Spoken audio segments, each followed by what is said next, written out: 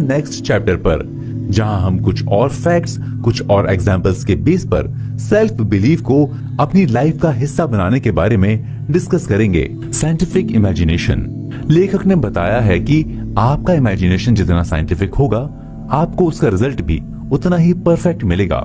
इसलिए आप हमेशा अपनी इमेजिनेशन को एक लॉजिक दें। इससे आपकी इमेजिनेशन डिसिप्लिन रहेगी, वो डाइवर्ट नहीं होगी। आप अपनी इमेजिनेशन में गॉड से कम्युनिकेट करें, उस शेयर ब्रोकर की तरह, जैसे वो अपने बैंकर फ्रेंड से कर रहा था। आपकी इमेजिनेशन आपके ड्रीम से और आपके एम से टोटली कनेक्टेड होनी चाहिए। लेखक ने इस फैक्ट्स को एक एग्जाम्पल के बेस पर समझाया है।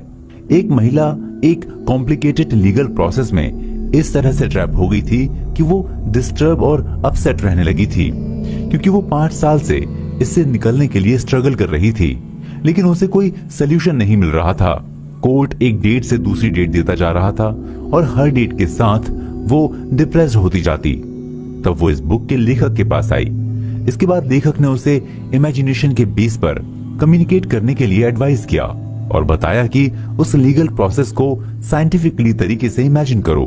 पूरी डिबेट को ऐसे क्रिएट करो जैसे कि कोर्ट में तुम डिबेट कर रही हो।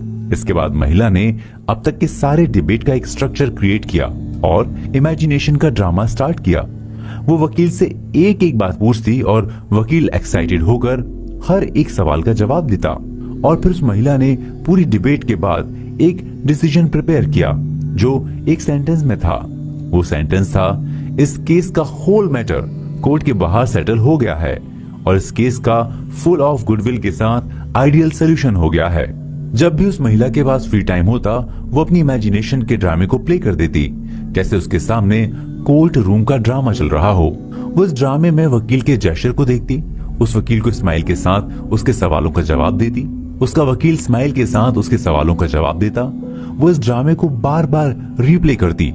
इस रीजन से पहले तो उसका स्ट्रेस खत्म हुआ, अब वो अपसेट रहने के बजाय अपने केस को लेकर एक्साइटेड रहने लगी। इसके साथ ही उसका सेल्फ बिलीव स्ट्रॉन्ग होने लगा। वो इमेजिनेशन को रियलिटी में फील करने लगी।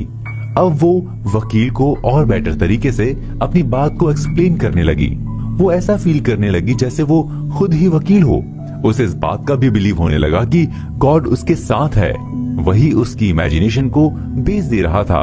वो जैसा चाह रहा था वैसा ही मैं कर रही हूँ, यानी मैं जो कर रही हूँ वो गॉड का काम है। इस बिलीव के साथ वो लीगल प्रोसेस को सॉल्व करने लगी। इसके बाद उसने अपने मन ही मन में इस केस का सोल्यूशन निकाल लिया था। इसके बाद जब भी वो वकील से मिलती तो वो भी इम्प्रेस होता। एक तरह से इस महिला ने उस वकील को गाइड किया और वो अपने कॉम्प्लिकेटेड लीगल प्रोसेस से फ्री हो गई, जिसको लेकर वो 5 साल से ट्रैप में थी। इस महिला के एग्जाम्पल से ये नोटिस कर सकते हैं कि कैसे उसने अपनी इमेजिनेशन को लेकर प्रैक्टिस की, केस से रिलेटेड एक एक फैक्ट को पॉइंट आउट किया। अपनी इमेजिनेशन में वकील से जब भी डिबेट करती तो अपने सवाल और जवाब को उसी सीरियसनेस के साथ उसके सामने रखती जैसे कोर्ट में वकील रखता था।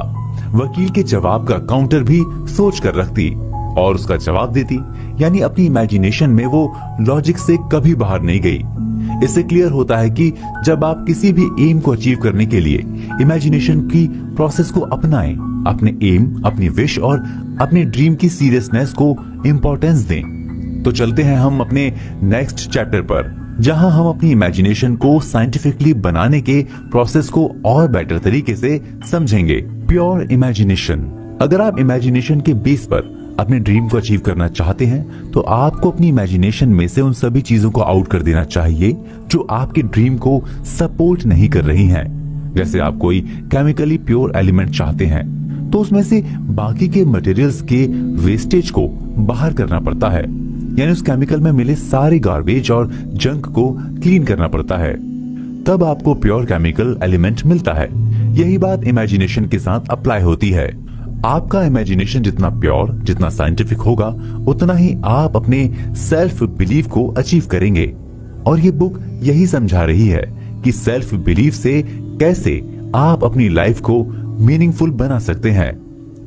अब सवाल ये उठता है कि इमेजिनेशन के साइंस में गार्बेज और जंक हम किसे कहेंगे? Fear, doubt, negative internal discussion, self complain, negativity, चिंता यानी